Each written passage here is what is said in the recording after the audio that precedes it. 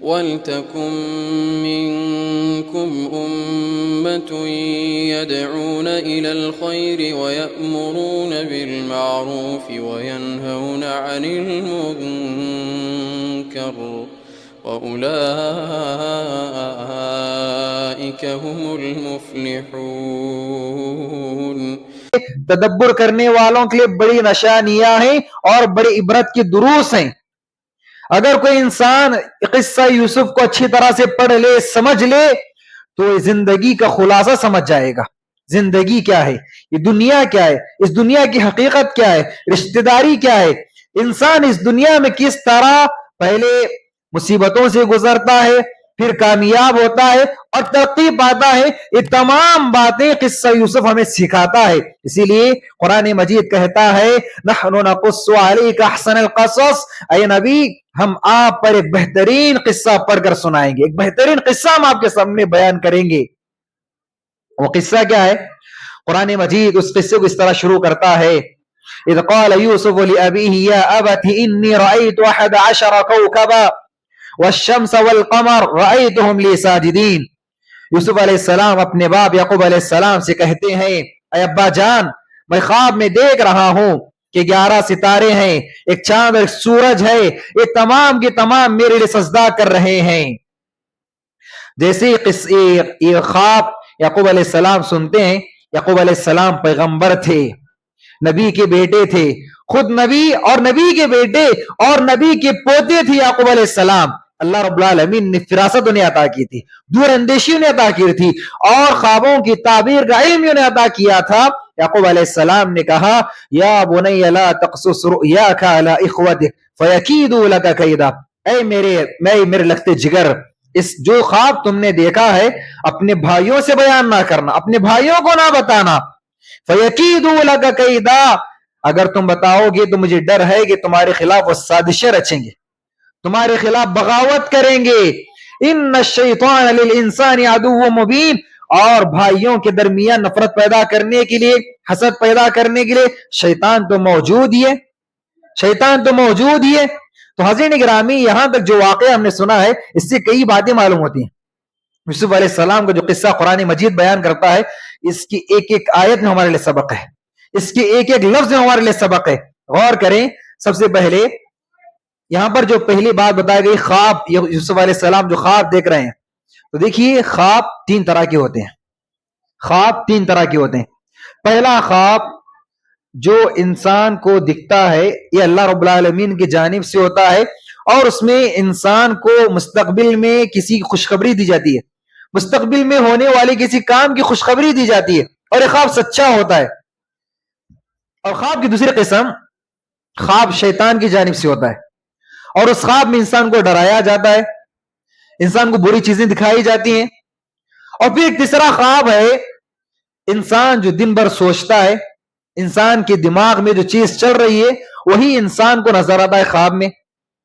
تو اس طرح خواب کی 3 شکلیں، ایک سچا خواب، ایک شیطان کی جانب سے خواب، وہ جھوٹا خواب، اور جو اللہ رب العالمین کی جانب سے خواب آتا ہے ضروری نہیں کہ خوشخبری ہو، بلکہ مستقبل اور فیوچر میں ہونے والے بہت سارے حادثات اس میں بتائے جاتے ہیں۔ تو یہاں پر خواب کی 3 قصے، اور یوسف علیہ السلام جو خواب دیکھ رہے سچا خواب، سچا خواب تھا۔ یہ خواب دیکھنے کے بعد اپنے باپ سے بیان کرتے ہیں، اپنے باپ سے بیان کرتے ہیں اور کہتے ہیں کہ میں 11 ستاروں کو دیکھ رہا ہوں اور ایک چاند و سورج کو دیکھ رہا ہوں۔ اور اس کی تفسیر کیا ہوگی آگے آپ سنیں گے۔ جو 11 ستارے تھے ان کے بھائی تھے، اور یہ چاند ان کی والدہ، اور یہ سورج یہ خود یعقوب علیہ السلام تھے، سجدہ کرنے والے تھے۔ یہاں پر ایک بات ہمیں جو معلوم ہوتی ہے وہ یہ ہے کہ یعقوب علیہ السلام جو قصہ سنتے ہیں، خواب سنتے ہیں، خواب سننے کے بعد فوراً اپنے بیٹے سے کہتے ہیں میرے لخت جگر، اس خواب کو کسی کے سامنے بیان نہ کرنا، اس خواب کو اپنے بھائیوں کے آگے ہرگز بیان نہ کرنا، چھپائے رکھنا۔ یعقوب علیہ السلام نے کیوں کہا؟ اس لیے کہ یعقوب علیہ السلام جان لیے تھے کہ خواب کیا بتا رہا ہے، یہ خواب کی تعبیر کیا ہے۔ یعقوب علیہ السلام سمجھ گئے تھے کہ اللہ رب العالمین یوسف علیہ السلام کو ایک عظیم مقام عطا کرنے والا ہے۔ یوسف علیہ السلام کا مستقبل بالکل روشن ہے، ان کا فیوچر بالکل وائٹ ہے، بالکل چمکنے والا ان کا فیوچر ہے۔ تو یعقوب علیہ السلام سمجھ گئے تھے کہ آگے چل کر یوسف علیہ السلام کو نبوت ملنے والی ہے. تو یعقوب علیہ السلام نے کہا کہ اپنے بھائیوں سے بیان نہ کرنا. بھائیوں سے بیان نہ کرنے کی وجہ کیا ہے؟ وجہ یہ ہے کہ بھائی تم سے حسد کرنے لگیں گے، تم سے حسد کرنے لگیں گے، اور بھائی حسد نہ بھی کریں تو شیطان خاموش رہنے والا نہیں. ان الشیطان للانسان عدو مبین، شیطان ضرور تمہارے بھائیوں کے درمیان آئے گا اور ایک دوسرے کے خلاف حسد پیدا کرے گا. لہٰذا اپنے بھائیوں کے سامنے خواب بیان نہ کرنا. اس سے کیا بات معلوم ہوئی؟ اس سے بات معلوم ہوئی کہ اگر خواب اچھے ہیں تو انہی لوگوں کے سامنے بیان کرنا چاہیے جو آپ کے لیے مخلص ہیں، آپ کے ہمدرد ہیں، آپ کے خیر خواہ ہیں، آپ کے بارے ہمیشہ اچھا سوچنے والے. انہی کے سامنے آپ یہ اچھے خواب بیان کریں گے. اور صرف اچھے خواب ہی نہیں، بلکہ آپ کوئی ترقی پا رہے ہیں، آپ کو کوئی کامیابی مل رہی ہے، کوئی اچھا کام آپ نے کر لیا، اللہ کی کوئی نعمت آپ کو مل گئی، تو یاد رکھیے جو نعمتیں، آپ کی ترقیاں، یہ کامیابیاں انہی لوگوں کے سامنے بیان کریں جو آپ کے خیر خواہ ہیں، آپ کے ہمدرد ہیں، اور جو آپ سے جلنے والے ہیں. آپ کی کامیابی ان سے دیکھی نہیں جاتی، آپ کی ترقی ان سے دیکھی نہیں جاتی، آپ کا خوش رہنا ان سے دیکھا نہیں جاتا. ایسے لوگوں سے اپنی نعمتوں کو چھپا کر رکھیں، ایسے لوگوں سے اپنی نعمتوں کو چھپا کر رکھیں. کیوں؟ اس لیے کہ لوگ حسد کے شکار ہو جائیں گے، حسد کی آگ میں جلیں گے اور آپ سے اس نعمت کو چھیننے کی کوشش کریں گے، آپ کے دشمن بن جائیں گے. اسی لیے یعقوب علیہ السلام نے کہا کہ اپنا یہ واقعہ اپنے بھائیوں سے بیان نہ کرنا. اور یہاں پر ایک اہم بات جو معلوم ہوتی ہے، یہ جو حسد کی بیماری ہے، یہ جو جلنا ہے، کسی کو خوش دیکھ کر جلنا، یہ عام طور پر اپنوں میں ہوتا ہے. کوئی کسی سے جلتا ہے تو بھی ضرور وہ ان کا اپنا ہوگا، کوئی غیر کسی سے جلتا نہیں، کوئی غیر کسی سے جلتا نہیں. اپنے خاندان والے ہوتے ہیں جو ہم سے جلتے ہیں، اپنے ہوتے ہیں جو ہم سے حسد کرتے ہیں.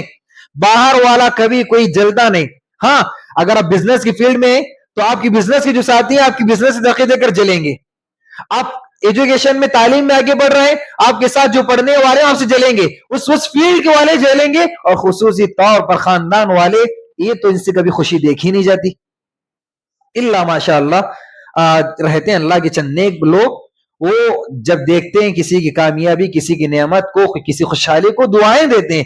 لیکن اکثریت ایسی ہے کہ خوشی کسی کی ان سے دیکھی نہیں جاتی. اس لیے خاص طور پر وہ لوگ جن سے آپ کو خدشہ ہے ان سے اپنی نعمتوں کو چھپا کر رکھیں، ان کے سامنے نعمتوں کو بیان نہ کریں. اور پیارے نبی کا فرمان بھی ہے، استعینوا، پیارے نبی فرماتے ہیں کہ اپنی نعمتوں کو بچانے کے لیے، اپنی نعمتوں کی حفاظت کے لیے ان کو چھپا کر رکھو، کسی کے سامنے بیان نہ کرو. اگر تم نعمتوں کو چھپا کر رکھو گے، تمہاری نعمتوں کی حفاظت ہوگی اور تم لوگوں کے مکر و فریب سے محفوظ رہو گے. یعقوب علیہ السلام کو ایک خواب بتا رہا تھا کہ یوسف علیہ السلام بہت جلد نبی بننے والے ہیں. اللہ رب العالمین یوسف علیہ السلام کے سر پر نبوت کا تاج رکھنے والا ہے. اسی لیے یعقوب علیہ السلام نے کہا وَكَذَلِكَ يَجْتَبِيكَ رَبُّكَ وَيُعَلِّمُكَ مِن تَأْوِيلِ الْأَحَادِيثِ وَيُتِمُّ نِعْمَتَهُ عَلَيْكَ وَعَلَى آلِ يَعْقُوبَ كَمَا أَتَمَّهَا عَلَى أَبَوَيْكَ مِن قَبْلُ إِبْرَاهِيمَ وَإِسْحَاقَ إِنَّ رَبَّكَ عَلِيمٌ حَكِيمٌ.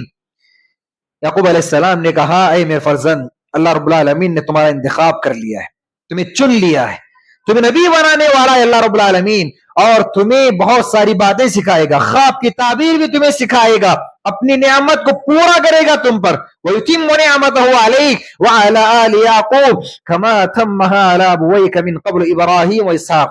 سبحان اللہ. یہاں پر دیکھیے کتنی خوشخبری ہے ان کے لیے اور کتنی عظیم نعمت ملی ہے. یوسف علیہ السلام خود نبی، ان کے باپ یعقوب علیہ السلام نبی، ان کے دادا اسحاق علیہ السلام نبی، اور ان کے پر دادا ابراہیم علیہ السلام نبی. چار پشتے نبوت کا سلسلہ جاری چل رہا ہے. پیارے نبی نے فرمایا الکریم ابن الکریم ابن الکریم ابن الکریم ابن خلیل اللہ. پیارے نبی فرماتے ہیں کہ یوسف علیہ السلام، پیارے نبی کے پاس سوال کیا گیا کہ لوگوں میں سب سے زیادہ عز و شرف والا کون ہے، لوگوں میں سب سے زیادہ بلند مقام والا کون ہے؟ تو پیارے نبی نے کہا کہ کریم کون ہے، جو شریف ہے، وہ یوسف علیہ السلام. وہ کیوں؟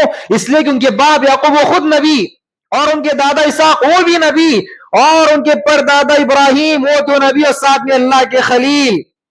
نبوت کا سلسلہ چار پشتوں تک لگاتار چلنا بغیر کسی انقطاع، بغیر کسی خلل کے، بہت بڑی بات ہے.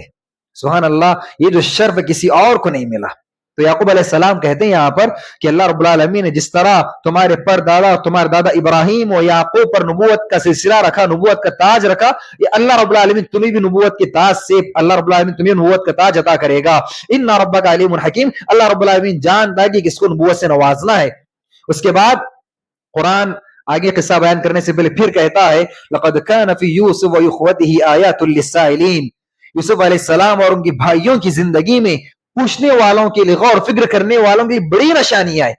اور اس کے بعد قرآن مجید کہتا ہے اذ قالوا ليوسف واخوه احب الى ابينا منا ونحن عصبه ان ابانا لفي ضلال مبين. یوسف علیہ السلام کے یہاں پر دیکھیے قصہ بہت سارے لوگ جانتے ہیں, قصے پر ہم زیادہ زور نہیں دیں گے, ہم معلوم کرنے کی کوشش کریں گے کہ اللہ رب العالمین اتنا بڑا قصہ قرآن مجید میں بیان کر رہا ہے, اور قرآن مجید جو قیامت تک پڑھی جانے والی کتاب تمام انسانوں کے لیے بھیجی گئی, اس میں اس قصے کو کیوں بیان کیا گیا, اس میں آخر کیا بات ہے, ہمارے لیے کیا پیغام, ہمارے لیے کیا درس ہے, اس کو معلوم کرنے کی کوشش کریں گے.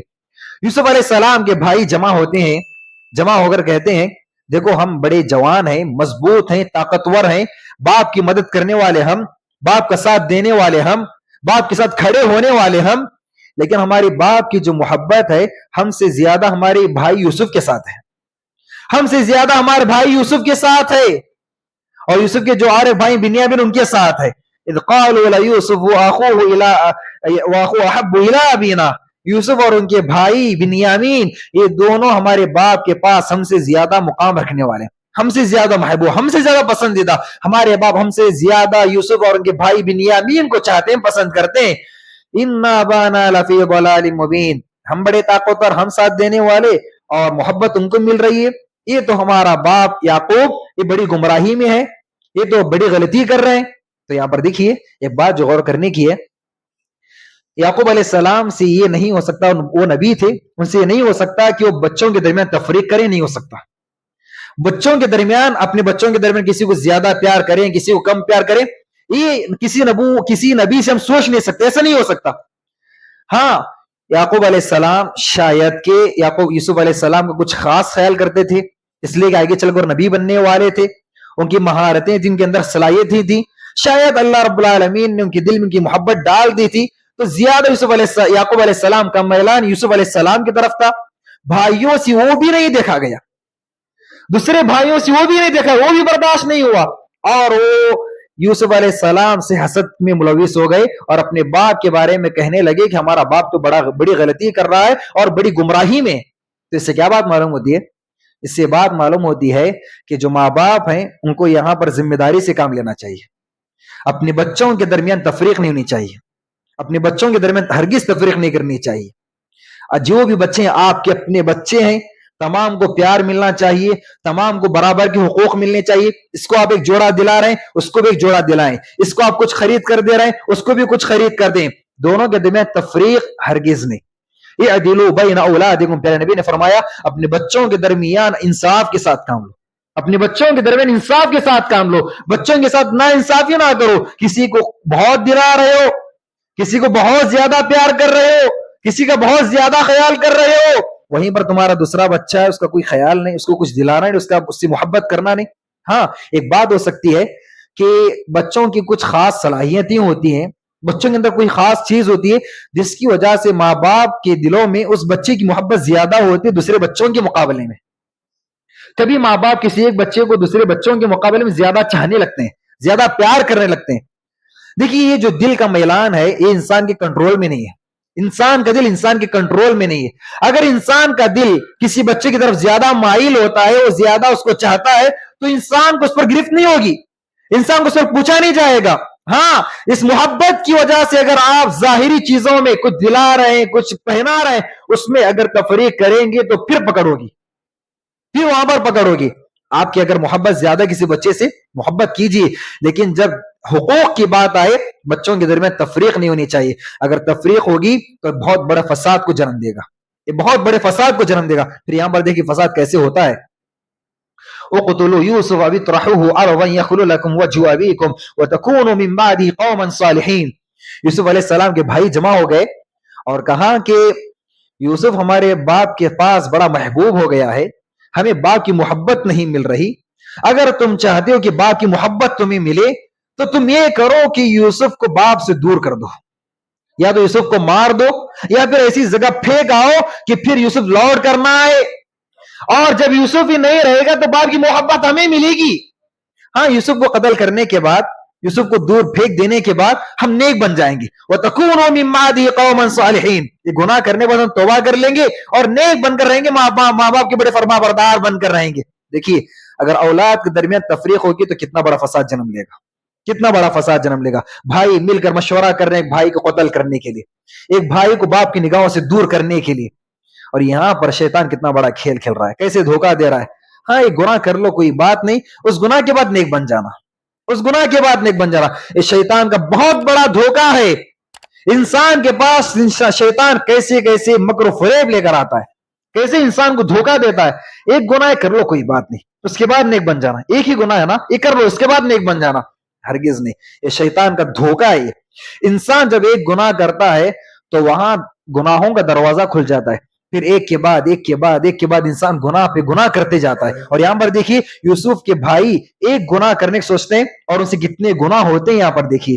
بہرحال بھائیوں نے طے کیا، قال قائل منهم لا تقتلوا یوسف، ان بھائیوں میں سے ایک بھائی نے کہا اگر تم یوسف کو باپ کی نگاہوں سے دور کرنے کا فیصلہ کر چکی ہو، عزم کر چکی ہو، تو یوسف کو قتل نہ کرو۔ یوسف کی کیا غلطی ہے؟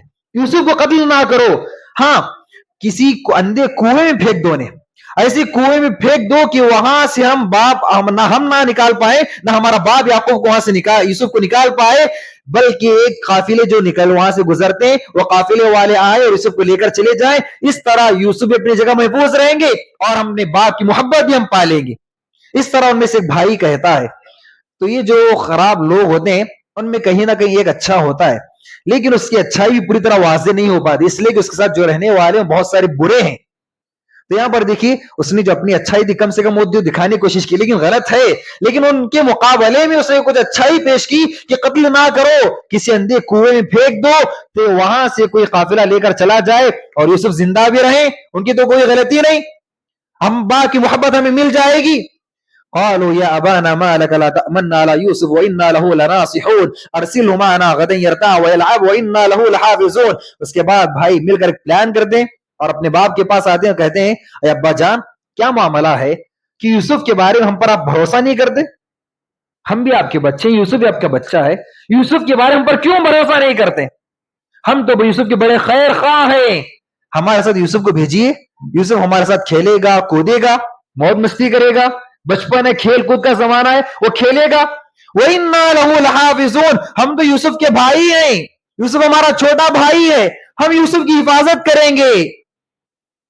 قال انی ليحزنني ان تذهبوا به واخاف ان ياكله الذئب وانتم عنه غافلون۔ یعقوب علیہ السلام کہتے ہیں دیکھو یوسف جب مجھ سے دور ہوتے ہیں تو میرا دل مطمئن نہیں ہوتا، مجھے ایک طرح کا غم ستاتا ہے، ایک طرح کا ڈر مجھے ستاتے رہتا ہے، اور مجھے ڈر ہے کہ اگر تم لے کر جاؤ گے یوسف کو، تم کھیل میں مشغول ہو جاؤ گے، تو اپنے کاموں میں مشغول ہو جاؤ گے، بھاگ دوڑے مشغول ہو جاؤ گے، اور بھیڑیا آ کر کہیں یوسف کو کھا نہ لے اور یوسف اپنے آپ کا مقابلہ نہ کر پائے، بھیڑے کا شکار نہ ہو جائے، مجھے اس بات کا ڈر ہے۔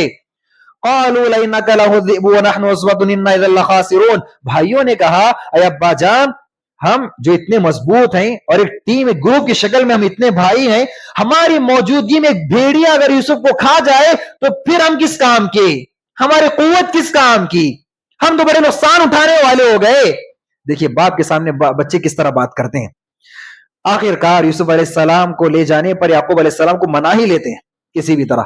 فلما ذهبوا به واجمعوا يجعلوه في غيابة الجب۔ یہاں پر جو ایک بات معلوم ہوتی وہ یہ ہے کہ دیکھیے کھیل کود، تفریح، موج مستی کرنا دین اسلام میں حرام نہیں ہے۔ موج مستی کرنا، کھیلنا کودنا، اپنے آپ کو راحت پہنچانا، مائنڈ کو فری کرنا، یہ دین اسلام میں حرام نہیں ہے۔ ہاں اس کے کچھ شرائط ہیں، کچھ آداب ہیں، اس کے ساتھ اگر یہ تمام چیزیں کی جائیں تو دین اسلام اس پر ابھارتا ہے۔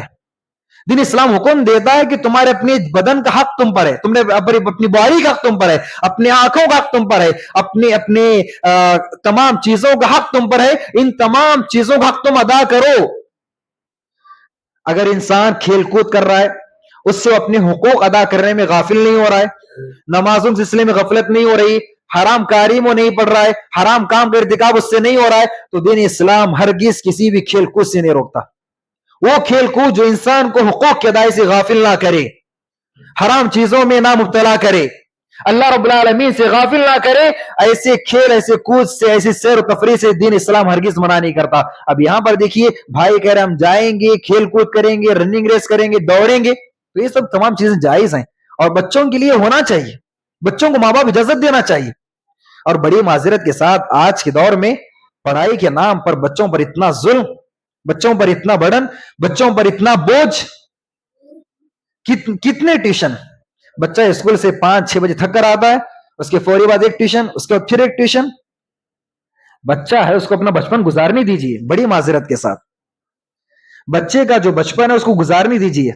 ہاں, بچے کا جو پڑھنا ہے اس کو وقت میں پڑھائیے, اس کو کھلانا اس وقت میں کھلائیے, جس وقت میں اس کو سلانا اس وقت میں سلائیے, اور جس وقت اس کو کھیلنا اس کو کھیلنے بھی دیجیے, اس کو کھیلنے بھی دیجیے. ایک دور تھا جب بچوں کو کھیلنے سے روکا جاتا تھا, اور یہ دور ہے کہ اگر بچے کھیلیں تو بڑی غنیمت ہے.